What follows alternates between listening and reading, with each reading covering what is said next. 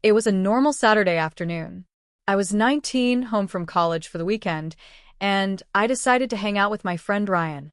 We weren't doing anything unusual, just planning to explore the small forest near my hometown. The sun was warm, and the air smelled like pine and dirt. Everything felt calm, normal. We drove out of town, windows down, laughing about nothing in particular. Ryan kept joking about the last time we tried exploring this forest and got lost for half an hour. I told him I had memorized the trails this time, that we wouldn't get lost. We parked near the usual trailhead and grabbed our backpacks. I felt relaxed, almost too relaxed. We started walking down the familiar dirt path.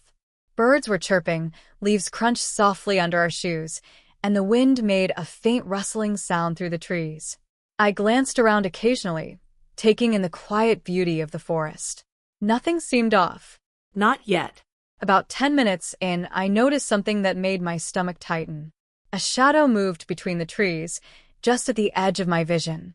I froze and blinked, thinking it was a trick of the light. Ryan didn't seem to notice. I shook my head and laughed it off, telling myself it was probably just a deer or a stray dog. But even as I said it, I felt my pulse quicken slightly. We continued walking, and the forest seemed to close in around us. The path narrowed, and I realized the sunlight was fading faster than I expected. The shadows grew longer, darker. That's when I heard it, a soft rustling behind us, too deliberate to be the wind. I stopped. Ryan noticed and looked back. There was nothing there. I told him it was probably a squirrel, or maybe a branch falling, but I couldn't shake the feeling that we weren't alone. My skin prickled. Every step we took made the leaves underfoot sound unusually loud. I thought I saw movement again, just a flicker between the trees. It didn't belong. My gut told me to turn back, but we were already a little too deep into the forest to make it simple. Then I saw it, or rather him, a dark figure, standing between two trees, just watching us. He didn't move at first, just stayed there, silent. I blinked, thinking my eyes were playing tricks. Ryan noticed it too. Probably some hunter, he said casually, but the calmness in his voice didn't convince me. There was something off about the figure. Something deliberate in the way he was standing, like he was waiting. I felt a sudden chill, though the air was still warm. My stomach dropped. The forest that had felt safe just minutes ago now felt threatening. Every sound seemed louder. The distant hum of the highway behind us felt miles away. I couldn't see his face, but I could feel his eyes on us. I tried to laugh it off, even joked to Ryan about forest stalkers, but my voice sounded hollow. Something about that figure didn't fit. It wasn't just someone out for a walk. And as I looked at him, standing so still, I knew we weren't just being watched. We were being followed. The forest was small, but dense, just on the outskirts of our town. I had walked these trails dozens of times as a kid, and even in the evenings I usually felt safe. The trees were mostly pines, tall and straight, with branches that blocked the fading sunlight in certain areas. The ground was soft dirt mixed with pine needles, and small streams cut through the trails here and there.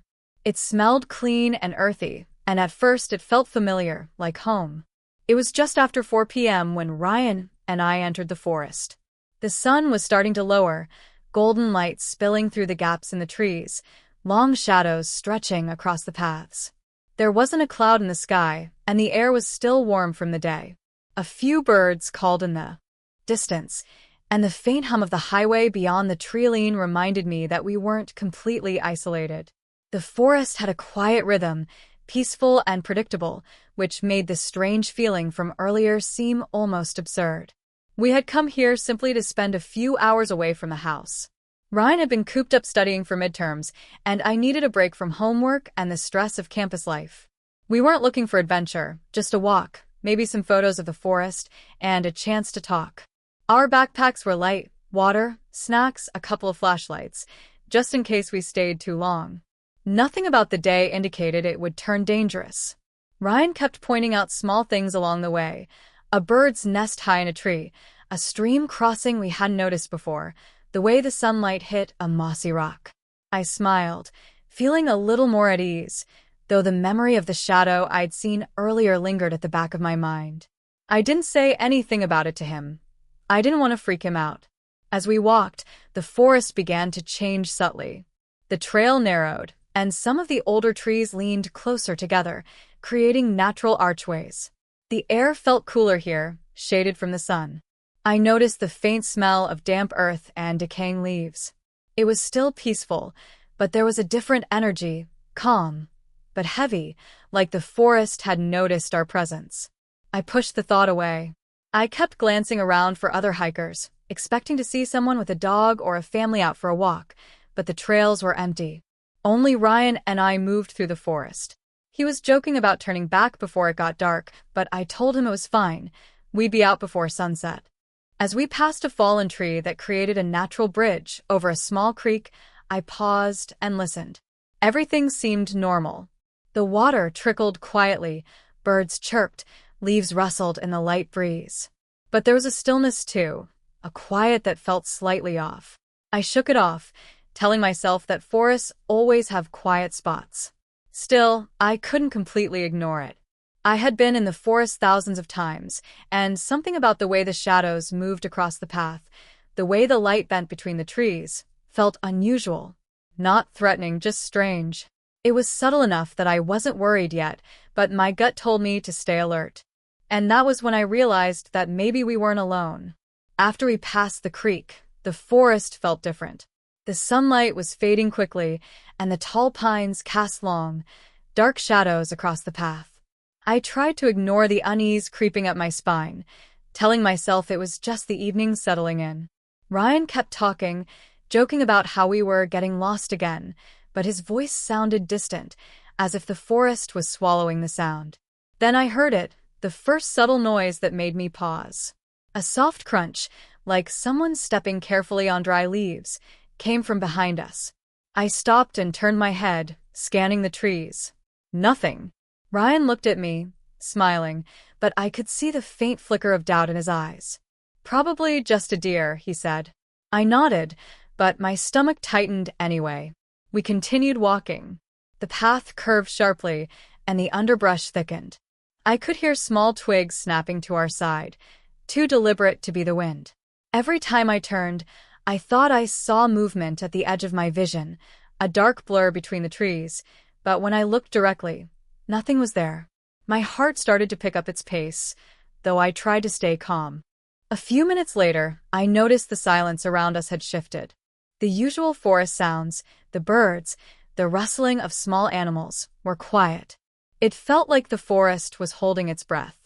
I whispered to Ryan that it seemed too quiet.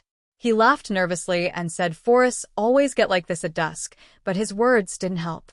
Something about the air felt heavy, like someone was watching us. Then came the next sign. A shadow moved across the path ahead of us. Fast, too quick to be an animal. Ryan froze, and I instinctively held his arm. The shadow vanished behind a tree, and there was no sound of footsteps, no rustling of branches, nothing to explain it.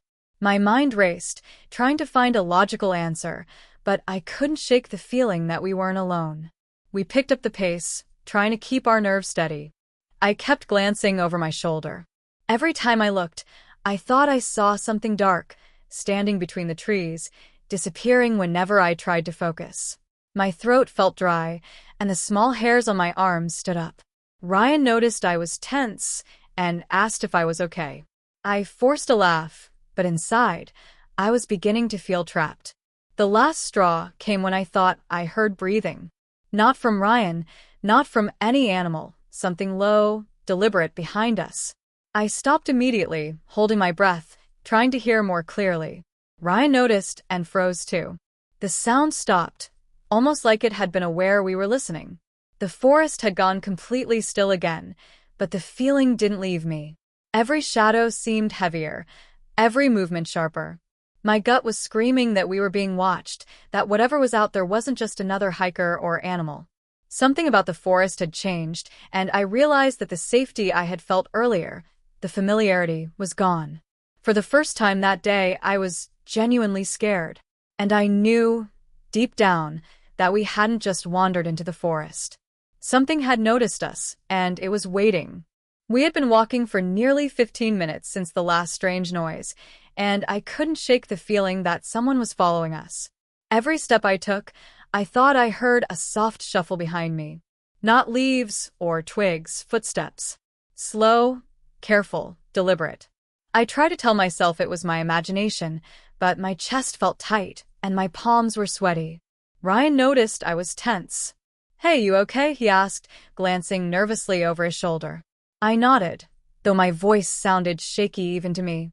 I didn't want to say anything about the footsteps or the shadow we had seen because I didn't want to admit I was scared. But the forest was closing in around us. The trees leaned closer together, and the sunlight was almost gone. The path narrowed, and with each step, the underbrush seemed thicker, like we were being funneled into a tighter space. Then I saw him. Not fully, just glimpses, a dark figure shifting behind the trees, staying mostly in shadow. I froze. My stomach dropped. The figure didn't run or move quickly, but every time we slowed down, it got a little closer. I could feel it watching, calculating. It wasn't random. Whoever or whatever it was deliberate. We tried to speed up, but the forest seemed endless. The sound of our own footsteps was deafening in the quiet. Then, the first real sign that we weren't imagining it, a branch snapped directly to our right. I jumped, grabbing Ryan's arm. "Did you hear that?" I whispered. He nodded, pale. His usual joking attitude was gone, replaced by the same fear I felt. I glanced back, and this time I got a better look. The figure was tall, wearing dark clothing, partially concealed by shadows. He didn't run. He didn't call out. He just walked slowly, methodically, like he knew exactly where we were going. My throat went dry. We weren't just being watched. We were being hunted. The next moments felt surreal. Every instinct screamed to turn and run, but I didn't know where. The main trail twisted unpredictably, and the forest floor was uneven. Every tree, every shadow, could be hiding him. I felt trapped. I realized there wasn't a simple escape. We were too deep in the forest, the sun was almost gone, and that figure had us cornered without saying a word. I tried to stay calm, whispering to Ryan to follow me and keep moving. But with each step, I could hear the faint crunch of leaves behind us, following our pace, never breaking. I dared a quick glance, and he was closer than before, still partially hidden but unmistakable. My heart was racing. Fear pressed on me from all sides. The forest, which had felt peaceful hours ago, now seemed like a cage. And then he moved a little faster. Not running, but faster. Every nerve in my body screamed that this was no longer a game, no longer an accident. Whoever this was, he had been waiting for someone to come along this path, and we were the ones he chose. I realized we weren't going to lose him by slowing down or taking a different trail. He was patient, precise, and determined. That's when it hit me. We had walked right into a trap, and the forest we thought we knew was suddenly unfamiliar and dangerous. We rounded a sharp bend in the trail, and suddenly he was there. Not a shadow, not a flicker in the corner of my eye. He stepped onto the path, blocking our way. Tall, broad-shouldered, hood pulled low over his face. I couldn't see his eyes, but I could feel them on us. My chest tightened, and I swallowed hard, trying to force myself to stay calm. Ryan froze. We should turn back," he whispered, voice shaking. I nodded, but the panic rising inside me made it hard to think clearly. He took a slow step forward. I could see the outline of his hands. They weren't swinging casually, they were tense, ready. That's when I realized he could be carrying something, though I couldn't tell what. Without thinking, I grabbed Ryan's hand and yanked him to the side, pushing us into the thicker underbrush. Leaves and twigs tore at our arms as we stumbled through the trees, trying to put distance between us and him. Behind us, I heard the faint crunch of his footsteps again, moving faster now, deliberate, unrelenting. We found a small clearing and ducked behind a fallen log, gasping for breath. My heart was pounding so loudly, I was sure he could hear it. Ryan's hands were shaking violently. I whispered that we needed to keep moving, but every step now felt like it could put us directly in his path. The forest, once familiar, had become a maze. I saw a narrow trail leading back toward the main road. "There," I hissed, pointing. We ran again, branches slapping our faces, roots tripping us, mud under our shoes. I could hear him behind us, closer than I wanted to admit. At one point, a branch snapped right next to me. I froze for a second, convinced he was about to grab us. But then Ryan yanked me forward, and we sprinted the rest of the way to a bend where we could see faint light from the highway beyond the trees. We reached the edge of the forest and collapsed behind a large rock, hearts hammering. I dared to glance back.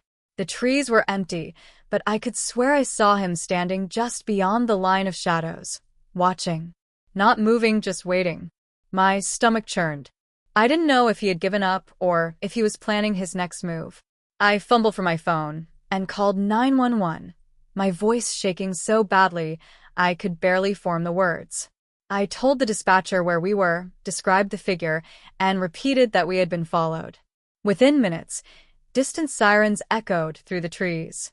Ryan and I stayed low, scanning the edge of the forest for movement. A patrol car arrived, lights cutting through the darkness. We ran toward it, waving frantically. The officers got out and searched the surrounding area, but the figure was gone. No sign of him, nothing left behind except the broken branches where he had been.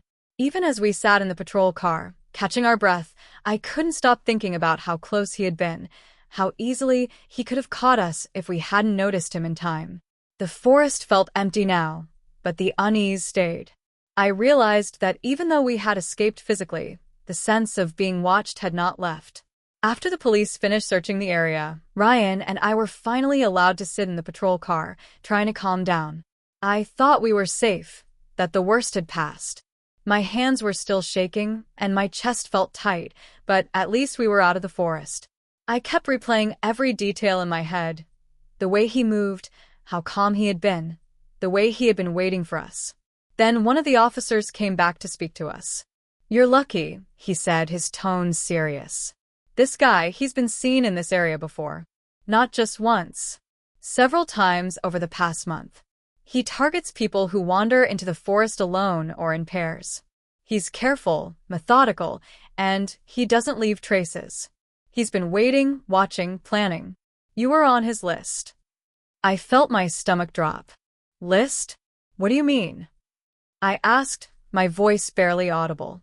The officer explained that over the past few weeks, there had been reports of people walking in the forest, sometimes alone, sometimes with friends, who vanished for a short time, or claimed to hear footsteps and see shadows. Nothing violent had happened in those cases, at least not officially reported, but everyone described the same man. A dark figure, tall, quiet, and always following from a distance, sometimes getting closer without being noticed. He had been hiding in the forest for hours, sometimes days, just to watch people. I couldn't believe it. The man wasn't random. He had been there long before we even arrived, waiting, planning. Every subtle sound we had noticed, every shadow, every feeling of being watched, it wasn't coincidence. It was intentional. Then came the final detail that shook me completely. The officer said, "He's armed. We've never found a weapon, but people report seeing him carrying something, though they never got close enough to confirm. He's dangerous. You two are lucky he didn't decide to make a move tonight." I sat back, trying to digest it. All the fear, all the tension, the footsteps, the snapping branches. It had been because of a man who had been stalking the forest for hours. We weren't just scared of the dark or our imagination. We had been targets. Ryan stayed quiet, staring out the window, his hands trembling. I couldn't stop thinking about how calm he had been, how carefully he had followed us, how long he must have been hidden. The realization hit me harder than anything else. The forest that had seemed peaceful, familiar, safe, was actually a hunting ground for someone dangerous. And the scariest part? The officer admitted that the man was still out there. He had vanished before the police arrived and had likely returned to hiding somewhere in the forest, waiting for his next victims. I kept picturing him, the hood, the dark figure between the trees, the way he had stepped onto the path like he owned it. I realized we had only survived because we had noticed him in time. And if we had been even a little slower, even after the police left, I couldn't stop thinking about it. That forest wasn't safe. And we weren't the first people he had followed, and we probably wouldn't be the last. After the police left, Ryan and I drove home in silence. Neither of us spoke much, and when we did, it was only to reassure each other that we were okay. But deep down, I knew that wasn't true. The forest had changed in my mind. What I had thought of as familiar and safe was now a place full of shadows, waiting for someone careless enough to wander in after dark. That night, I couldn't sleep. Every creak in the house, every distant car horn, made my heart race. I kept picturing him standing on that path, watching us, waiting for the perfect moment. The calm, methodical way he had moved through the trees replayed in my mind over and over. I kept thinking, what if someone else had been walking that trail tonight, just as unaware as we had been? The next day, I tried to convince myself it was over. Ryan went back to studying, I went back to chores around the house. The forest seemed far away in the daylight, less threatening. But every time I passed the treeline on my way to the store or to visit a friend, my stomach turned. I couldn't shake the feeling that the figure might still be there, hidden, just beyond my vision. A week later, I read the local police reports online. Someone else had gone missing in the same forest. A teenager, last seen walking the trails alone. No one had found them yet. I couldn't stop thinking about the man. My mind kept going back to that night, to the way he had appeared on the path, calm, quiet, precise. If he could stalk people for hours without being seen, who knew how long he had been waiting this time? I tried to rationalize it. Maybe it wasn't the same person. Maybe the forest was just dangerous. But I knew that wasn't true. The way he moved, the patience, the method, it wasn't random. He picked his targets carefully. He knew exactly what he was doing. And if the reports were true, he hadn't been caught. Sometimes, when I'm alone at home, I imagine him in the forest, watching, waiting. I imagine the same dark figure lurking between the trees, patient, silent, just beyond reach. It's impossible to forget that feeling of being hunted, of knowing that someone is tracking your every move without you noticing. I still don't know who he was. I don't know if the police will ever find him. And the scariest part is, I don't know if he's gone. The forest feels different now, as if it belongs to him. I can't stop thinking that one day, someone else will wander too far, too late, and that dark figure will step onto the path again. Even now, when I drive past the treeline or see the forest from a distance, I can't shake the sense that he's still there, waiting, patient, invisible to everyone else, but always watching. And I keep asking myself the same question I can't answer. Will we ever know who he really is? Or will he always remain just a shadow in the forest, waiting for the next person to walk into his trap?